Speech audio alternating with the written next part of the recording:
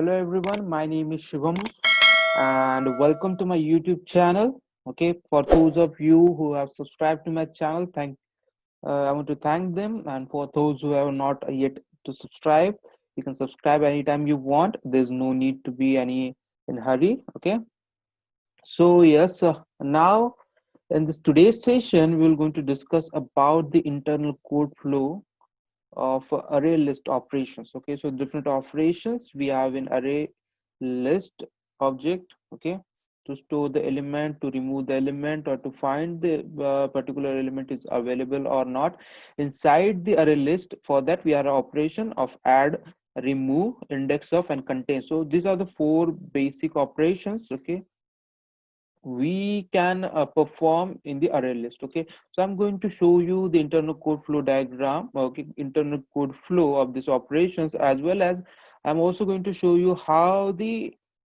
code is constructed for the data structure in the array list, which is growable array data structure. Okay, so without any delay, let us get started with the our first operation, which is the add operation. Okay, so yes, this is our topic, and first thing we're going to discuss about is this add operation code flow. Okay, internal code flow. Okay, for this, let me show you. Let me share with you my Eclipse ID screen. Okay, okay. So I have just created a one random class. Okay, you can create any random class. I have created a one class with name my array list. You can take any name you want. Okay, so inside this array list, I have taken a one main method, and inside this main method I'm creating my array list object. Okay, array list. Okay, I'm providing here is generics that I want to which type of element I want to store inside my array list object. So I'm taking generics as a string. That means I want to store only string type objects inside my array list. Okay, so I'm taking some name which is al, and uh, and now I'm creating the array list object by using the zero param constructor of array list. Okay, so here I'm using the zero param constructor. So we are available with the three constructor for the array list, from which I'm using the zero param constructor. Okay, so for the later we're going to discuss it in the further session. Okay, now okay, whenever your array list object is created with the zero param constructor, how your memory is allocated, or what are the different operations inside whenever your object is created with the zero param. We are also going to see about this.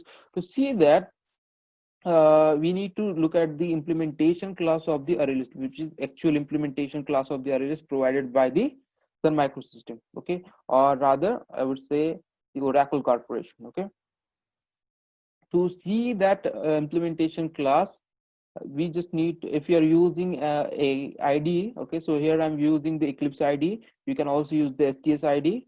So according to this id, I'm going to show you the shortcuts also. Like you need to press and hold the control key. Okay, now move your cursor to the class name. Okay, after moving that, you will going to find these two options. Okay, these two options, which is open declaration and open implementation. You can choose this open implementation, and by clicking on this open implementation class, you will going to find this list of classes.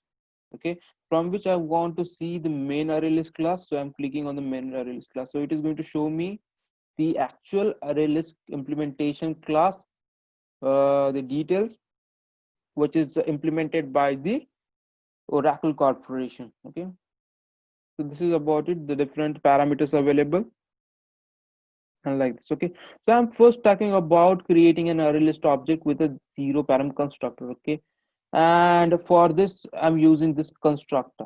Okay, whenever this constructor is executed, this parameter is initialized. What parameter this is, to see that I'm again pressing control and hold it. So for this I'm using open declaration. Okay, so here you can see that this element data is object array. So basically your array list is storing your object inside a object array, and that object array name is element data.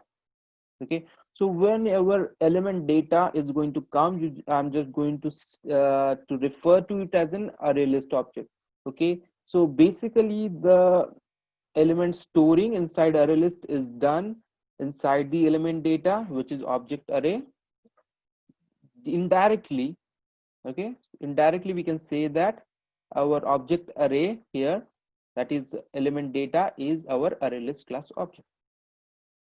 Okay, now following that, so whenever you are going to use zero param constructor, this constructor is going to execute and this object array is going to initialize. Okay, so whenever you're going to use zero param constructor, at that time what value it is going to assign is the default capacity empty element data. To see what exactly is this, I'm going to click on this open declaration. So whenever zero param constructor is executed, this empty array is assigned to this to this element data object. Okay, it means empty array is assigned to your array list. So this was about your zero param constructor of array list. And whenever this object is going to create, okay, so you need to you can look at this sentence, that is construct an empty list. Okay, so here you have seen that it is assigning an empty array list with an initial capacity of 10. Okay, so it is having the initial capacity of 10 to hold the 10 object. It is providing the 10 memory spaces, 10 continuous memory spaces whenever the zero param constructor is executed. Okay, so this was about our first operation, which is creating your array list object. Okay, now second thing, which is our first operation, which is add operation. So how we can do is our add operation is with the help of the add method. So here you can see that we have different overloaded forms of the add method. So I'm going to use this first form, which is adding the objects. Okay, so here I want to add the string a. Okay, now to see the implementation of for this add object inside our main array list class object, this array list class object. Okay, I need to press control and hold, and then I'm going to open the implementation. Okay, inside the array list. So here you can see, okay, let me just use one more tool for you to understand.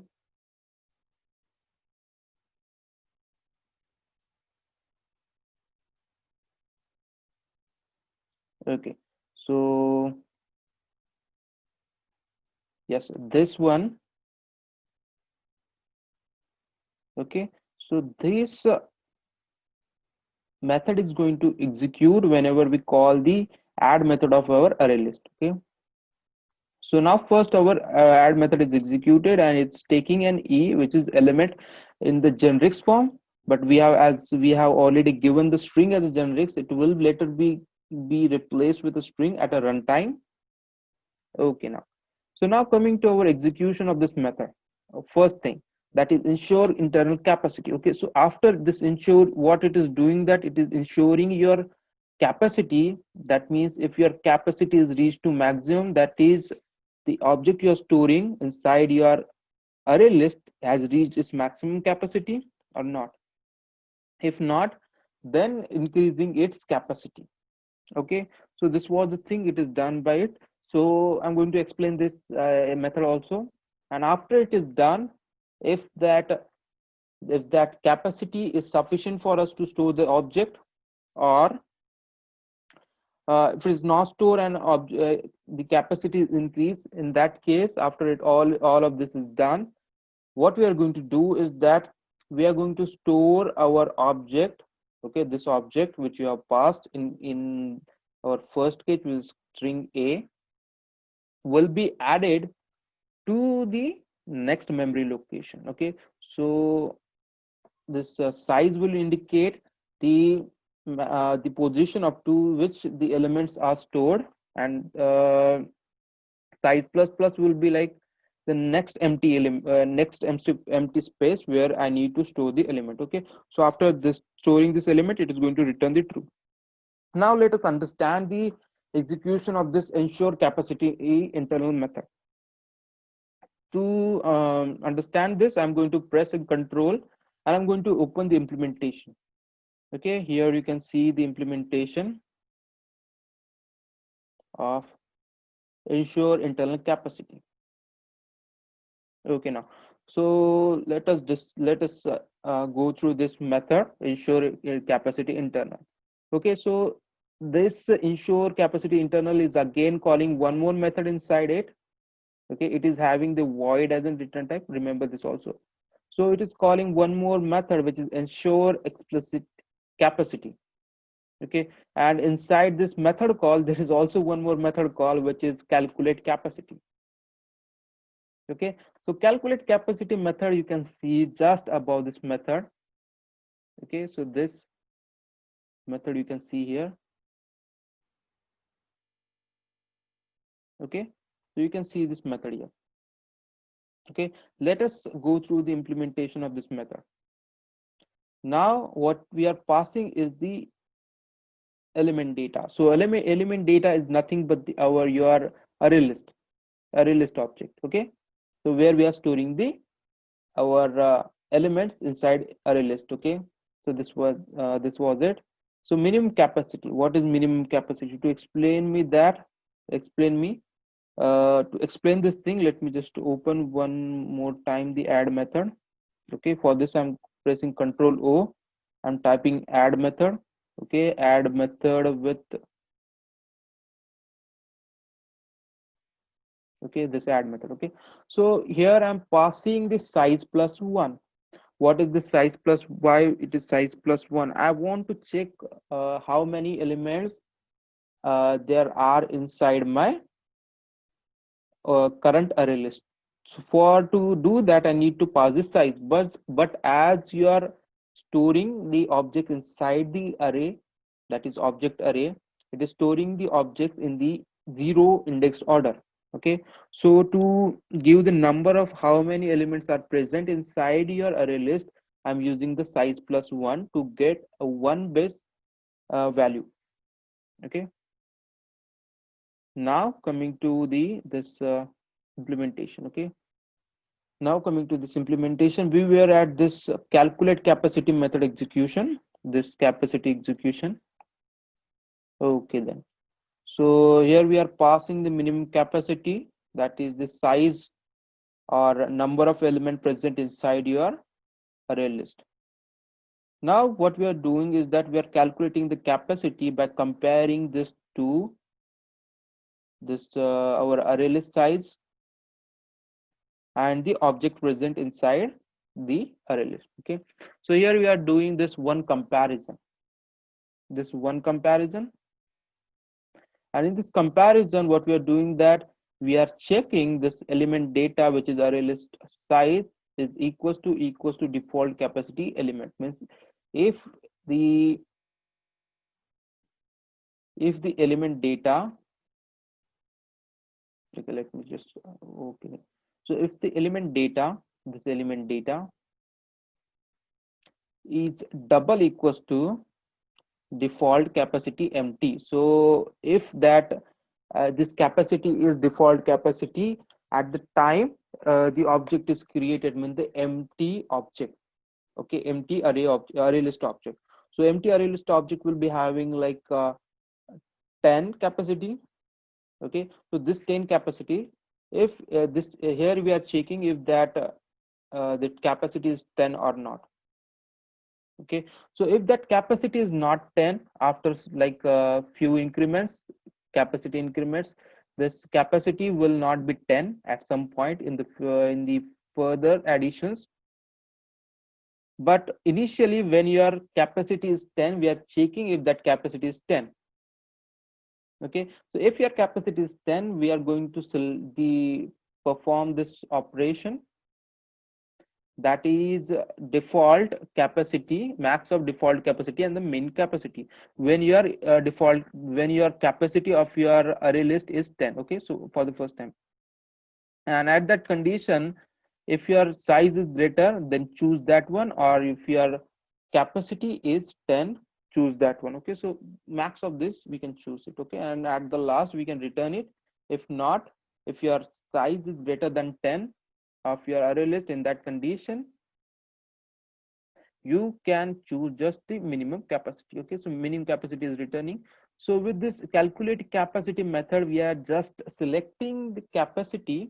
Okay, either the capacity of your array list or the minimum object it can store.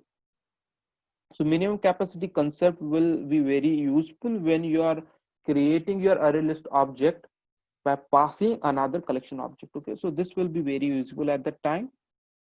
But yeah, in other cases for the starting operations, most of the time your capacity will be like this one, which is element data capacity, which is 10. Okay, now after doing this, like selecting this calculate capacity result, which maximum for the initial times will be 10. So okay, it again calls the ensure explicit capacity. Okay, ensure explicit capacity method implementation, you can also see here, this just below one. Okay, okay, you can see here. So what we are doing in this in this method, okay, ensure capacity. So after the selection of capacity from this method, it is using that capacity in this ensure explicit capacity as a parameter. Okay, so it is passing as an argument and it is accepting as a parameter. Okay, so this mod, you don't need to worry about this mod. This mod parameter will be used when we are using, okay, when we are using the failsafe iterator. So for the current discussion, it is not that much of relevant. Okay, now going further, if your capacity, minimum capacity we are getting like 10 here, and and the size of, okay, the current size, okay, like current size or capacity, whatever which is greater, if that and your current the array list capacity, the difference between them two is greater than 0, what it means that the object you are storing is exceeding that of the array list capacity. Okay, so whenever your object you're trying to store inside the array list exceeded its capacity, in that condition you need to increase the capacity of your array list.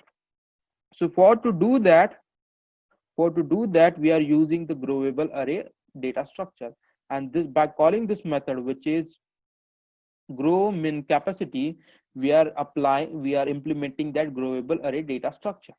Okay, so let us see the implementation of this grow method, which indirectly is the growable array data structure. Okay, so here is your, okay, let me change the color. Okay, so this is, here is your uh, here is your growable array data structure implementation. Okay, let me just do one more time. Okay, now this one. Okay, so this is growable array data structure. So what we are doing is that in the first we are retrieving the current capacity of your array list. In the next case we are creating the new capacity. How we are creating the new capacity is by adding the old capacity with the 2's complement, with the 2's complement of the old capacity. 2's complement will be like half of that old capacity. So we can indirectly say that this operation will going to create the new capacity, which is 1.5 times of the old capacity. Okay, and if your old capacity is less than the number of okay, size of object we are storing, means the or the index of the number. Okay, so if it is less than that of the index of the number, so in that condition we are using the minimum capacity. So in which condition it is happening? It is happening in the condition of like we are when you are passing the collection, when you are creating the array list object by passing the collection as an object. Okay, parameter as in parameter. Okay, like this. So if and this third condition will be like when you are when you are storing the object which is of very huge value. Okay, you which is of very huge number, like the the object you are storing, like the max number of element you can store inside the element. So in that condition, to select the new capacity, it is calling this huge capacity method. So it will be going to choose like the very large number. Okay, you no need to worry about this kind of numbers also. Yes. Now talking about this element data. So this element data is our array list object. So this array list object is nothing but the element data, which is the object array. Okay, so here what we are assigning to this is our new array list. Array list. What How we are creating this new array list is by copying the old array list data to new array list with its increased capacity. So how much will be increased capacity? Will be this increment capacity. With this increment with this capacity, we are going to create a new array list object, and we're going to copy the elements of this old array list. Okay, and we are creating the new array list object, and we are assigning the reference of that new array list object to our old array list reference variable. Okay, so this is how your growable array data structure works. Okay, so finding the old capacity, creating the new capacity, which will be 1.5 times of the old capacity. Then if your capacity is new capacity is less than the index of the index of the new element you are adding, so in that condition, choose the minimum capacity, which will be the index of the element we are storing. Okay, and if not, if your capacity is really huge, in that condition we need to apply this condition, this if condition, and select the new capacity by calling the huge capacity method. And after we are done with this, what we need to do is that we need to copy the elements from your old. Okay, we need to create here a new array list object, and in this new array list object we need to select the capacity, new capacity, which will be 1.5 times of the old capacity, and by copying the elements from your old array list object. Okay, so this was about how your growable array data structure works. Okay, growable array data structure. Now after understanding all these things, that is, we just understand about how our add method works. Okay, how ensure capacity method is called. After in this ensure capacity method, check if that capacity is perfect or not. Means it is the element we are storing is going beyond your capacity or not. If not, then store the object. If it is going beyond, then check the capacity. uh, if it is going beyond, just increase the capacity.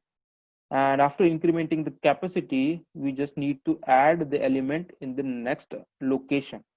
Okay, which is size plus plus, and we are storing that object. Okay, and after we are done with storing object, we need to return the true value. So this was about how your add method works. And to show these things in a better way or in a proper way, I have just created a diagram for you to understand this thing in a single page. So I'm going to share it with you guys about this diagram. Okay, let me just properly. Okay, so this was about my observations, which I put in a single document. Okay, so here I'm calling the add method. So in that condition, it is ensuring the capacity of your current array list object. So here I'm talking about the zero param array list object. Okay, so ensuring the internal capacity. If not, if the capacity is not sufficient to store your object, in that condition, increase your capacity with a new capacity of 1.5 times of the old capacity. And after we are done with that, we are storing our object inside the next location of array list. Check the element if it has reached the capacity or not. So for that, it is calling the ensure capacity internal method with the minimum capacity by passing the size plus one value. Okay, here we are calculating the capacity node element. Okay, so minimum capacity that object storing, which is minimum capacity, compares our capacity with the current capacity of the object. So after we are done with this comparison, we are getting a capacity which is either a minimum capacity or the length of our array list. So now second level of ensuring the capacity, to ensure the capacity by comparing the already available element length. Okay, so if your current array list capacity is is greater than that of the minimum capacity. In other case means the minimum capacity is that greater than that of the current capacity. So in that condition, it indicates that your element you are trying to store is going beyond your capacity and you need to increase your capacity. For that, we are calling the grow method, which is indirectly a growable array data structure. We can also say that. And for this, we have just seen the how implementation is done for this growable array data structure just a few minutes back. So this was about the add method. Okay, now let us discuss about the remove method also. Okay, let me just call it here, remove method. Okay, al dot remove method. Okay, these are some of the common methods also. That's why I'm doing it. Like let me just add one more, b c. Okay, so I'm going to just remove b here. Okay, now let us check the implementation, how the code implementation is done for the remove method. For this, I'm pressing the control, I'm holding it, I'm opening the implementation. Okay, here you can see that implementation of the remove method. Okay, let me just put it here. Here you can see it. Okay,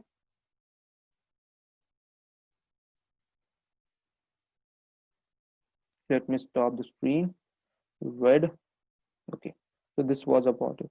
So why we have this if condition, and how the comparison, how to remove how the remove operation is done. Let me explain it. Okay, so if your object is you're trying to remove is null object, so in that condition you cannot compare it with the equals operation. Why? Whenever you try to compare the null object with the equals method, you will get the null pointer exception. So to check if your object you're trying to remove is a null or not, for that we are using the if condition. So in first condition we are using the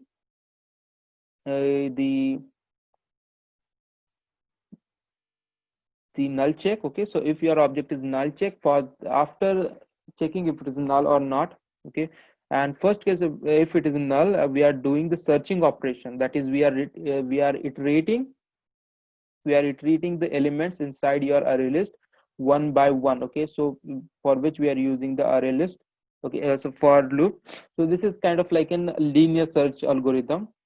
Okay, so yes, we are doing this for loop to iterate the elements one by one. Okay, and if we found that element, if that element is the element we are looking for, in first condition it is null, so we are using this fast remove method. Okay, I'm also going to show you the implementation of the fast remove method. And once that object is removed, we are returning the true. Okay, so in else condition, that is we did not found that element inside your array list, so in that condition we are going to return the false value. Okay, so this was about how the comparison with the null is. Okay, how to remove the null object. For the non-null object, we are having this implementation. Okay, so in this condition we are using the linear search algorithm with the for loop, and in this condition we are checking that object is the present inside your array list or not by comparing the every single object with the given object we want to remove, that is this object. Okay, and comparing them with the equals method. Okay, and after we found that object is matching with the one of the object inside our array list object, we are executing this fast remove method. This fast remove method will going to remove that object from your array list, and at last it is going to return the true, and if not found it is going to return the false. Okay, so let us see how this fast remove method is implemented. Okay, I'm talking about this fast remove method. Okay, now coming to this fast remove method implementation is just below the remove method. Okay, so here you can see that, so this mod is used for the iterator purpose, not required. Okay, number mode. Okay, so why this number mode is used is that I told you in the previous session, whenever the remove operation or insert operation is done in an array list, it needs to shift a lot of elements inside array list. So whenever the object is removed from middle of the array list, it needs to shift the object which is in the right side of that element to the starting from its current, the object from starting from the position where the object is removed. Okay, so for this things are done, like the how many elements we need to move. For that we are calculating the number moved. Okay, so if we are elements we are trying to move is more than one, okay, more than zero, if even a single element is needs to be moved, so in that condition we are calling this system dot array copy method. So what this predefined method is going to do is that it is taking this element data which is source destination. Okay, source. Okay, let me just show you the better form in my documents so that you can understand it. Where is it?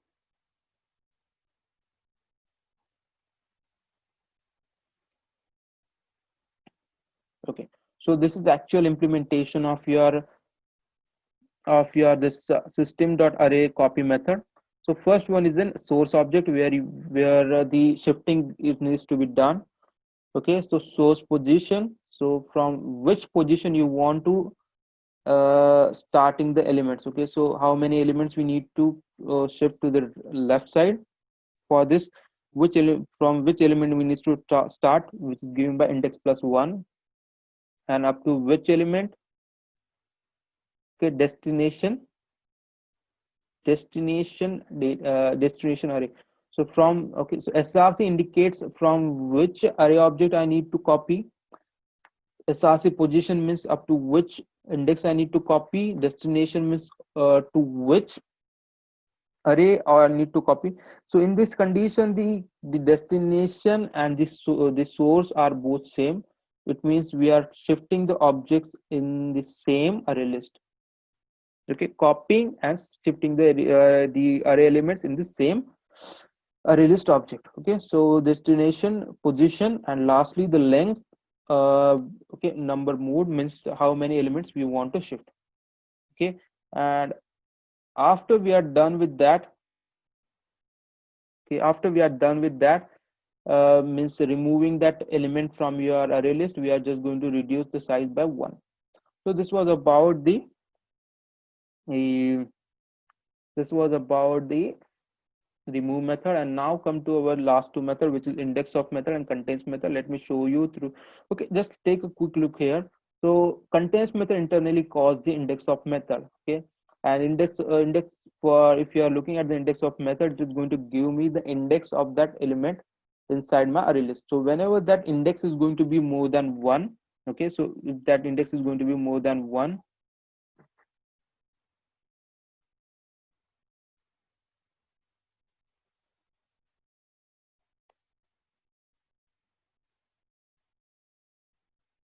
okay, some problems are there. Let me just, okay, okay, now you can see. So whenever that object that index is greater than 1, it is going to return the boolean value which is true. It means that object is present inside your array list. Okay, so what index of method is doing is that it is performing the linear search algorithm. So in linear search algorithm, what we are doing is we are using the for loop to iterate the elements one by one inside your array list. And if that index is that element is found inside your array list, we are returning the index of that element. Okay, if that object we try to find the index of is null object. So in that condition, it will be compared with this double equal to operator. And if that object you are trying to find the index for is not a null, so in that condition, we are using this equals method. Okay, let me show you the implementation in just quick few seconds. Okay, so let me go here. Okay, let me call here el dot contains method.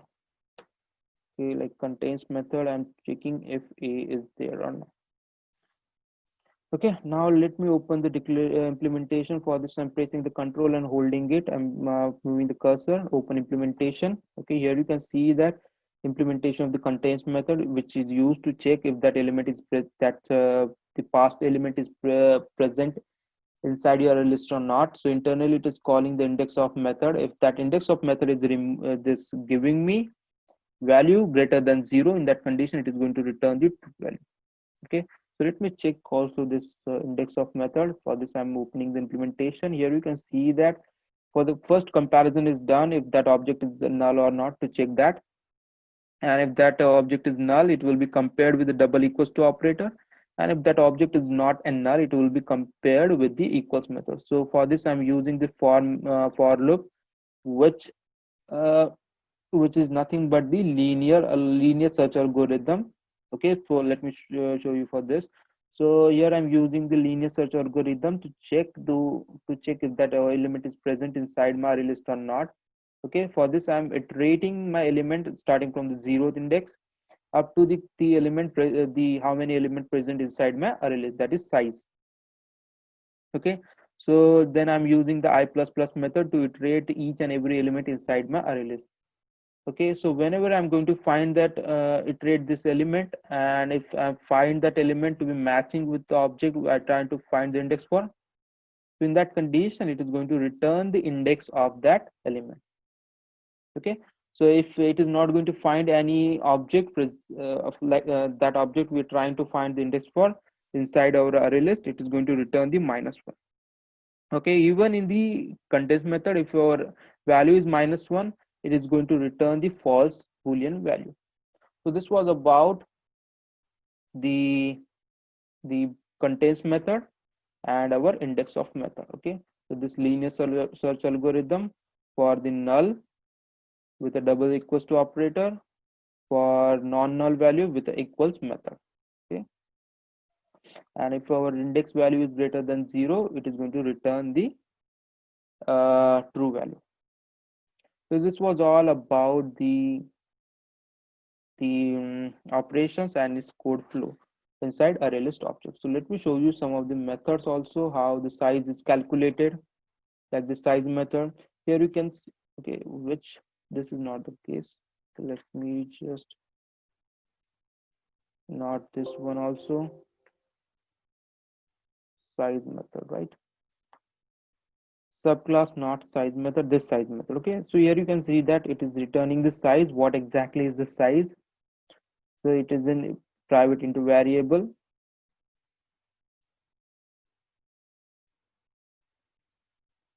Okay, so whenever you're going to call this add method, where is the add method? So this add.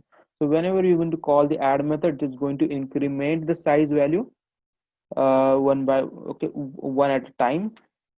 So as it is an instance variable, it will be initialized with its default value, which is 0, whenever the array list object is created.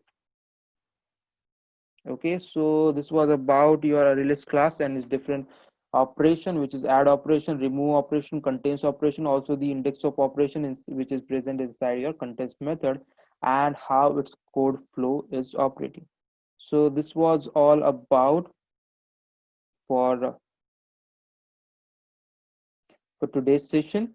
Okay, so we discuss about the operation data structure. We also discuss about the growable data structure. Okay, so this was all about for the today's session. I hope you benefited from this session. If you like this video, you can just click on the like button and also subscribe to my channel. Thank you for watching.